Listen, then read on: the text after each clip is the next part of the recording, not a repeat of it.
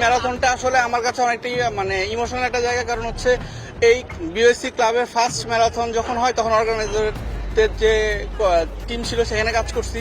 তো সেখান থেকে আজকে একটা কোম্পানির হয়ে রিপ্রেজেন্ট করা বা সেইখান থেকে আসা এটা আমাদের একটা অনেক বড় একটা অ্যাচিভমেন্টই।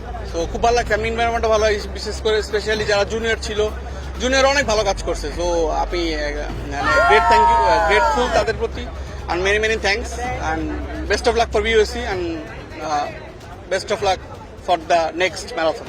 ফার্স্ট ম্যারাথন, আমি অনেক বেশি এক্সাইটেড ছিলাম আসলে শেষ করতে পারবো কিনা, বাট অন টাইমে শেষ করতে পেরেছি। অ্যান্ড অর্গানাইজার যারা ছিলেন তারা বেশ সাপোর্টিভ ছিলেন, সব কিছু বেশ গোছানো ছিল, ভালো লেগেছে।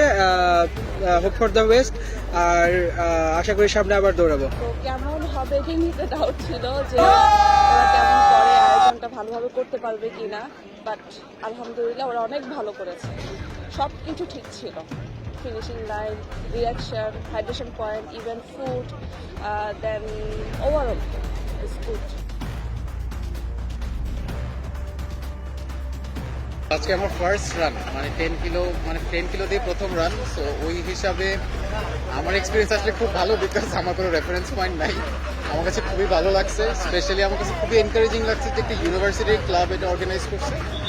দৌড়ানো মানে দৌড়ানো, রান মানে রান। রান করার পরে যে আনন্দটা লাগে সেই আনন্দটা উপভোগ করার জন্য আসলে আমরা দৌড়াতে আসি।